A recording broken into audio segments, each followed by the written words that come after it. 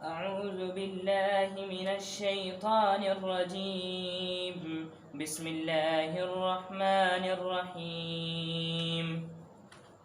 سيقول السفهاء من الناس ما ولاهم عن قبلتهم التي كانوا عليها قل لله المشرق والمغرب يهدي من يشاء إلى صراط مستقيم. وكذلك جعلناكم أمة وسطا لتكونوا شهداء على الناس ويكون الرسول عليكم شهيدا.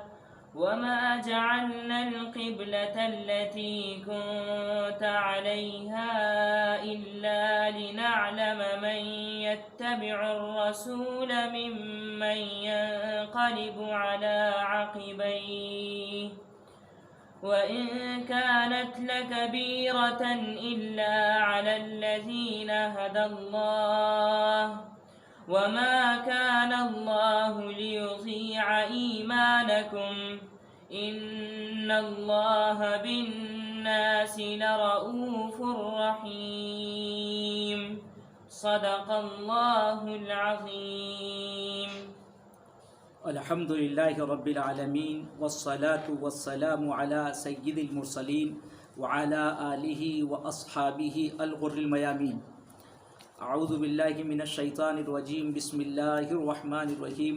سیقول السفہاء من الناس ما ولاهم عن قبلتهم التي كانوا عليها قل للہ المشرق والمغرب يهدي من يشاء الى صراط مستقیم.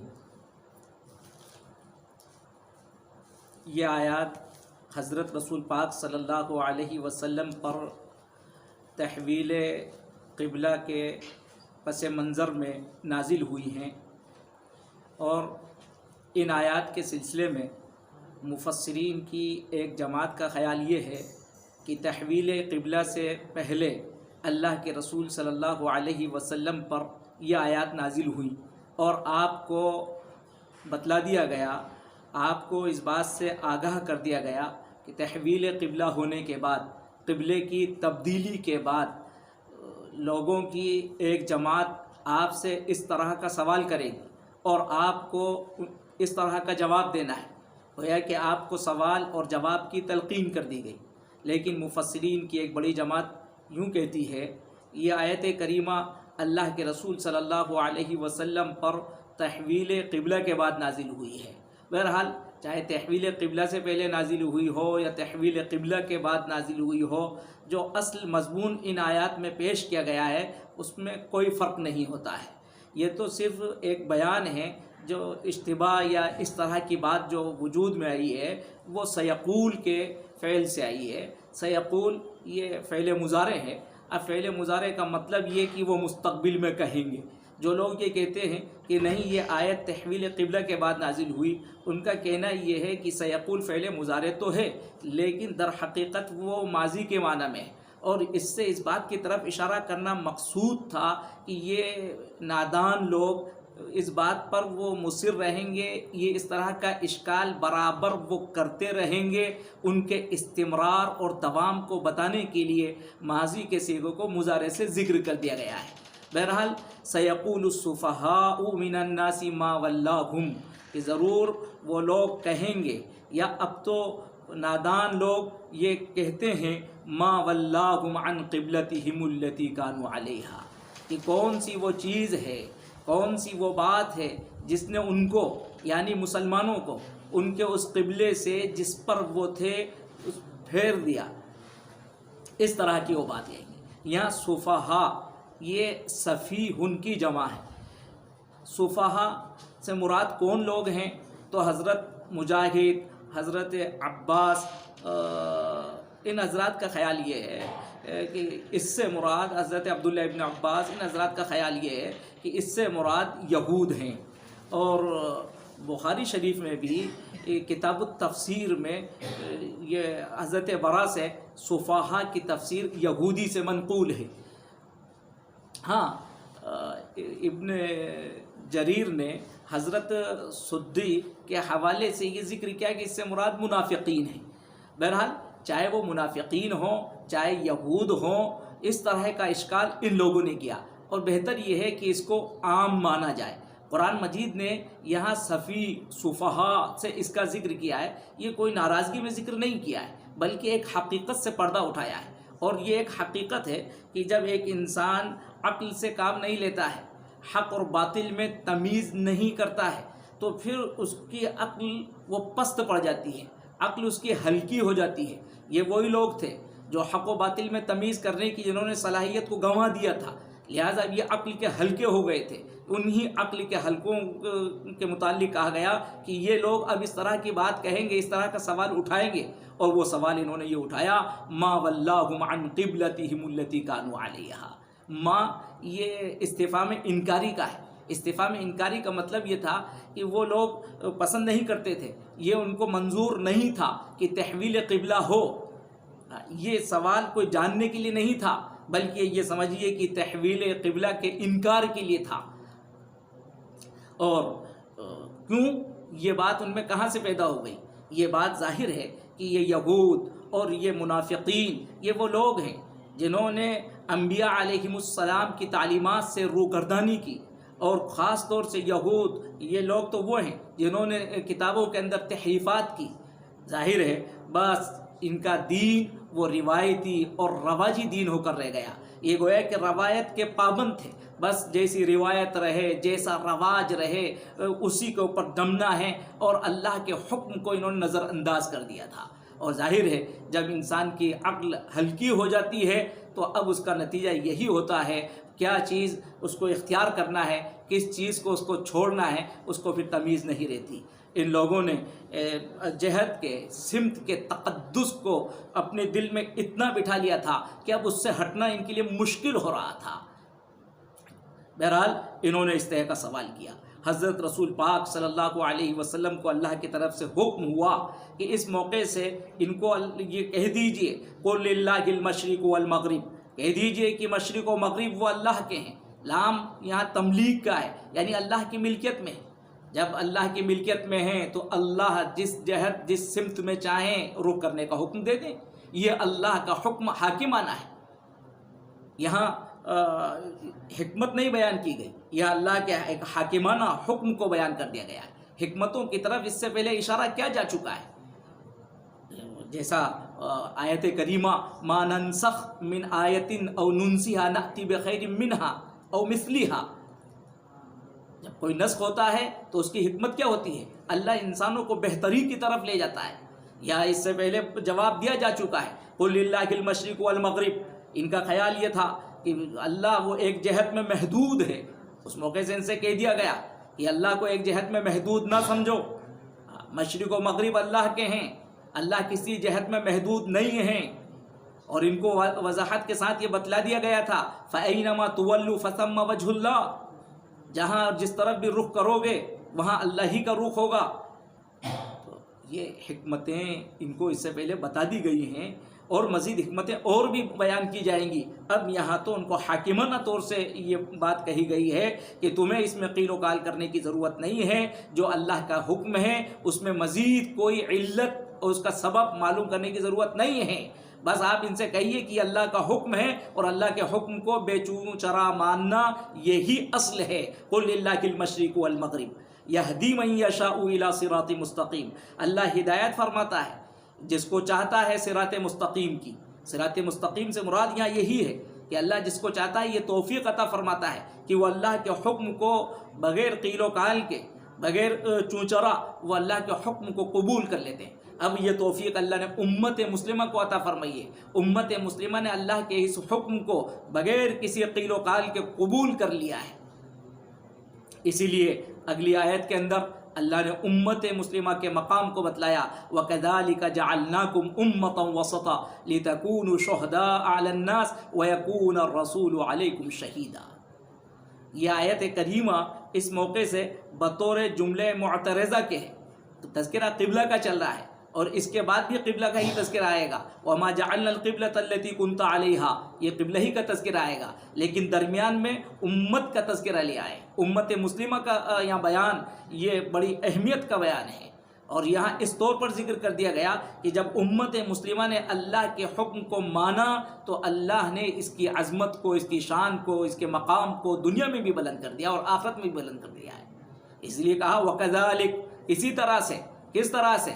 یہاں ظاہر ہے کہ کذالک کا اشارہ یعنی مثل ذالک الجعل، جیسے ہم نے کعبے کو قبلہ بنایا ہے، کما جعلنا الکعبۃ قبلۃ کذالک جعلناکم امۃ وسطا، یہ مراد ہے۔ جس طریقے سے ہم نے کعبے کو قبلہ بنا دیا اور اس کو ایک احترام دنیا کے اندر دیا گیا، اسی طرح سے ہم نے تمہیں امت وسط بنایا ہے۔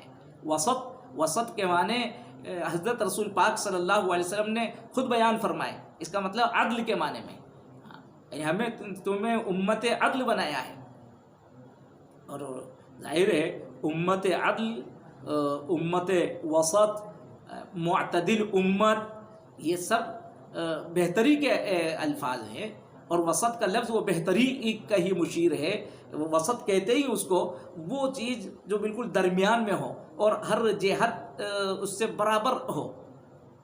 اس کا مطلب یعنی امت مسلمہ وہ بہت معتدل امت ہے، متوازن امت ہے، اس میں افراط و تفریط نہیں ہے۔ جیسی افراط عیسائیوں کے یہاں ہے، جیسی تفریط یہودیوں کے یہاں ہے، وہ امت مسلمہ کے اندر نہیں۔ امت مسلمہ بہت متوازن ہے، امت مسلمہ وہ ایک عادل ہے، امت مسلمہ خیرات اور حسنات کی جامع ہے۔ یہ مطلب، یہ اللہ نے اس کو یہ امتیاز عطا فرمایا۔ یہ امتیاز کیوں عطا فرمایا؟ اس لیے کہ اللہ نے اس امت نے اللہ کے حکم کو بے چوں چرا قبول کر لیا ہے، اس نے قیل و قال نہیں کیا جیسا یہودیوں نے کیا، تو اللہ نے اس کو یہ اعزاز بخشا۔ اور پھر دنیا کے ساتھ آخرت کے اندر بھی اللہ نے اس کو اعزاز بخشا ہے۔ اس کا تذکرہ کیا گیا لِتَكُونُوا شُهَدَاءَ عَلَى النَّاسِ، تاکہ تم گواہ بنو، شہید کی جمع شہداء، لوگوں پر، لوگوں کے خلاف۔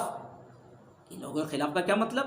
یعنی قیامت میں حدیث شریف میں اس کی وضاحت آتی ہے کہ جس وقت تمام امتیں اپنے اپنے وقت کے انبیاء کو جھٹلائیں گی، یہ امت مسلمہ ان کی تصدیق کرے گی۔ لِتَكُونُوا شُهَدَاءَ لِلْأَنْبِيَاءِ، تاکہ تم شہداء بنو انبیاء کے حق میں، علی الناس، لوگوں کے خلاف، جو انبیاء کو جھٹلائیں تو تم اس وقت گواہ کی حیثیت سے آؤ۔ اور پھر یہی نہیں، وَيَكُونَ الرَّسُولُ عَلَيْكُمْ شَهِيدًا، اور الرسول سے مراد محمد الرسول اللہ صلی اللہ علیہ وسلم۔ اور یہ وضاحت اس سے پہلے بھی ہو چکی ہے، قرآن مجید میں جہاں الکتاب آتا ہے تو اس سے مراد قرآن مجید، جہاں مطلق الرسول آئے اس سے مراد رسول اللہ صلی اللہ علیہ وسلم۔ النبی مطلق آئے تو اللہ کے رسول صلی اللہ علیہ وسلم۔ یہاں حضرت رسول پاک صلی اللہ علیہ وسلم تم پر، تمہارے لیے گواہ ہوں گے۔ یہاں علیکم لکم کے معنی میں، یہاں علیکم تخصیص کے لیے ہے۔ اور یہ فرق کیسے ہوا؟ اس فرق کو آپ نگاہ میں رکھیں، وہاں اعلیٰ کا صلہ شہداء کے بعد ہے، شہداء علی الناس، لوگوں کے خلاف حجت ہوں گے، اور یہاں علیکم شہیدن سے پہلے۔ جب یہ اس طرح سے مقدم ہوتا ہے تو اس کے اندر تخصیص کا مفہوم پیدا ہو جاتا ہے۔ اس کا مفہوم یہ نہیں ہوگا کہ رسول تمہارے خلاف گواہ ہوں گے، بلکہ رسول تمہارے حق میں گواہ ہوں گے۔ جب اور حدیث میں اس کی وضاحت آئی ہے، امت مسلمہ سے یہ سوال کیا جائے گا کہ تم تو بعد میں آئے تھے، تمہیں کیسے معلوم کہ انبیاء علیہ السلام نے اپنا پیغام اپنی امت کو پہنچا دیا تھا؟ وہ کہیں گے ہمیں حضرت رسول پاک صلی اللہ علیہ وسلم نے اس سے آگاہ کیا، آپ نے بتلایا ہے۔ اور حضرت رسول پاک صلی اللہ علیہ وسلم کی اس شہادت کا تذکرہ دوسری آیت میں بھی، سورۃ النساء میں بھی آیا، فَكَيْفَ إِذَا جِئْنَا مِن كُلِّ أُمَّةٍ بِشَهِيدٍ وَجِئْنَا بِكَ عَلَى هَؤُلَاءِ شَهِيدًا۔ حضرت رسول پاک صلی اللہ علیہ وسلم اس آیت کریمہ کی تلاوت فرما رہے تھے اور آپ دیدہ ہو رہے تھے۔ پھر قبلہ کا تذکرہ پھر شروع ہوتا ہے، وَمَا جَعَلْنَا الْقِبْلَةَ الَّتِي كُنْتَ عَلَيْهَا إِلَّا لِنَعْلَمَ مَن يَتَّبِعُ الرَّسُولَ مِمَّن يَنقَلِبُ عَلَىٰ عَقِبَيْهِ۔ بیت المقدس کو جو کچھ وقت کے لیے 16 مہینے اور اس سے زائد چند مہینے یعنی 16 اور 17 مہینے کے درمیان جو اس کو قبلہ بنایا گیا، اس کی کیا علت اور کیا حکمت تھی، اس آیت کریمہ میں بتلایا گیا کہ اس کو جو قبلہ بنایا گیا تھا اس کی علت، اس کی وجہ وہ ایک امتحان لینا تھا۔ اب جب تحویل قبلہ ہوگا تو اس وقت میں کون رسول کا اتباع کرتا ہے اور کون رسول کی مخالفت کرتا ہے، یہ اس لیے ہوا تھا۔ وما جعلنا القبلہ، قبلہ سے مراد یہاں پر بیت المقدس، اور ہم نے اس کو قبلہ نہیں بنایا التی کنت علیہا، جس پر آپ تھے، مگر الا لنعلم، مگر اس لیے بنایا تاکہ ہم یہ جان لیں، یعنی عملی طور سے ہم یہ جان لیں۔ اللہ تو ہر چیز کو جانتا ہے، اول بھی جانتا ہے آخر بھی جانتا ہے، لیکن ظاہر ہے کہ اب جب عمل کریں گے تو عملی طور سے اس کو دیکھا جائے گا۔ تو یہاں پر نعلم کا ترجمہ رؤیت سے بھی ہو سکتا ہے، اور بلکہ مفسرین کی ایک جماعت نے نعلم کا ترجمہ رؤیت سے کیا ہے، اور ایسا ہوتا ہے کہ رؤیت کا ترجمہ علیمہ سے اور علیمہ کا ترجمہ رؤیت سے کئی مقام پر ہوا ہے۔ لنعلم، تاکہ ہم یہ دیکھ لیں اس وقت، من یتبع الرسول ممن ینقلب علی عقبیہ، الٹے پہ واپس ہونے والوں میں کون رسول کا اتباع کرنے والا ہے، یہ اللہ امتحان لینا چاہتے تھے۔ وَإِن كَانَتْ لَكَبِيرَةً إِلَّا عَلَى الَّذِينَ هَدَى اللَّهُ، یہ ان مخفف من الثقیلہ ہے، انہا یہ تھا، کانت لکبیرۃ یعنی کانت التحویلۃ، کانت التولیۃ، یعنی یہ تحویل قبلہ لکبیرۃ لثقیلۃ، بڑا مشکل اور دشوار تھا۔ الا علی الذین ھدی اللہ، مگر ان کے لیے کوئی مشکل نہیں تھا جن کو اللہ نے ہدایت عطا فرمائی، اور جس ہدایت کا تذکرہ اس سے اوپر آ چکا ہے، یہدی من یشاء الی صراط مستقیم، یعنی جو اللہ کے حکم کو بے چوں چرا ماننے والے ہیں ان کے لیے تحویل قبلہ کوئی مشکل نہیں تھا۔ جو اصل دین کے اوپر چلنے والے ہیں ان کے لیے اللہ کا حکم ماننا کوئی مشکل نہیں ہے، لیکن جو روایتی رواجی دین کے عادی ہیں ان کے لیے یقیناً یہ بات مشکل تھی کہ اب تو آباء و اجداد سے ہم اسی طریقے کے اوپر قائم ہیں، اس کو کیسے چھوڑ دیں، ان کے لیے مشکل تھا۔ وما كان الله ليضيع ایمانکم ان اللہ بالناس لرؤوف رحیم۔ حال تحویل قبلہ کے بعد حضرت رسول پاک صلی اللہ علیہ وسلم سے کی خدمت میں ایک سوال پیش کیا گیا کہ وہ حضرات جو اس اثنا میں دنیا سے رخصت ہو گئے اور وہ بیت المقدس کی طرف رخ کر نماز پڑھتے تھے، ان کی نماز، ان کی عبادت کا کیا ہوگا؟ ان کی تسکین قلب کے لیے اللہ کی طرف سے یہ حکم دیا گیا، وما كان الله ليضيع ایمانکم، اللہ تمہارے ایمان کو ضائع کرنے والا نہیں ہے۔ ایمان سے مراد ایمان اور ایمان کے متعلقات، نماز وہ ایمانی کی علامت ہے، نماز سے تعلق رکھنے والی، اس لیے ایمان کا ترجمہ صلاۃ سے بھی کر دیا گیا ہے، یعنی ایمان کی نسبت پر جتنے بھی اعمال تم نے کیے ہیں اللہ ان کو ضائع نہیں کرے گا، چاہے وہ نماز ہو جو بھی ہو۔ ان اللہ بالناس لرؤوف الرحیم، اور بے شک اللہ لوگوں کے ساتھ بہت شفیق اور بڑا مہربان ہے۔ رؤوف اور رحیم دونوں باتیں کہی گئی ہیں۔ رؤوف یہ کیفیت میں رحیم سے بڑا ہوا ہے، اور رحیم رؤوف سے کمیت میں بڑا ہوا ہے، یعنی اس میں رحمت کے جتنے درجے ہو سکتے ہیں وہ سب کے سب آ گئے، چھوٹی بڑی ہر طرح کی رحمت، ظاہری باطنی سب رحمتیں اللہ اپنے بندوں کے ساتھ رحمت کا معاملہ کرتا ہے، ہر طرح کی رحمت کا معاملہ کرتا ہے۔ اس کو بتانے کے لیے کہا ان اللہ بالناس لرؤوف الرحیم، اور دونوں رؤوف رحیم مبالغے کے صیغے ہیں، فعول فعیل کے وزن پر، اس سے آپ اللہ کی رحمت کا اندازہ کر سکتے ہیں، کیا اللہ کی رحمتیں ہیں۔ بہرحال ان آیتوں سے ہمیں بڑی رہنمائی یہ ملتی ہے کہ اللہ کے حکم کو زندگی میں ہمیشہ ترجیح دینا چاہیے، اللہ کے حکم میں قیل و قال نہیں کرنا چاہیے، کثرت سوال، بلا وجہ کی علت اور اس کا کیا غرض، اس کی کیا حکمت، اس کی کیا مصلحت، یہ نہیں۔ جس کی حکمت و مصلحت اللہ بتلا دیں وہ بہت بہتر ہے، اگر نہ معلوم ہو تو بس ہمارے لیے تو اللہ کا حکم ہے، ہمیں اس کو وجہ لانا ہے۔ اور جو لوگ ایسا کرتے ہیں اللہ رب العزت ان کو دنیا میں عزت عطا فرماتا ہے جیسے امت مسلمہ کو یہ مقام عطا فرمائے، اور آخرت کی بھی سعادت عطا فرماتا ہے۔ اور جو لوگ ایسا نہیں کرتے ہیں، بس قیل و قال میں پڑے رہتے ہیں، دین کے اندر اس طرح کے الیاذ باللہ، گھٹیا لفظ ہے لیکن جیسے اس کو کہا جاتا ہے کہ بس کیڑے نکالنے کے چکر میں رہتے ہیں، تو وہ بیوقوف ہو جاتے ہیں، ان کی عقل کے اوپر پردہ پڑ جاتا ہے، وہ ہدایت سے محروم ہو جاتے ہیں، دنیا میں بھی رسوا ہوتے ہیں اور آخرت میں بھی رسوا ہوتے ہیں۔ بہرحال اس لیے زیادہ حکمتیں اور علتیں تلاش کرنے کی ضرورت نہیں ہے، اور یہ بھی ایک حقیقت ہے، اللہ کا کوئی بھی حکم حکمت سے خالی نہیں ہوتا ہے، اور ایک حکم کے اندر وہ حکمتیں ہوتی ہیں، اگر ان حکمتوں کا انسان کو علم ہو جائے تو کبھی وہ اللہ کے کسی حکم سے سرتابی نہ کرے۔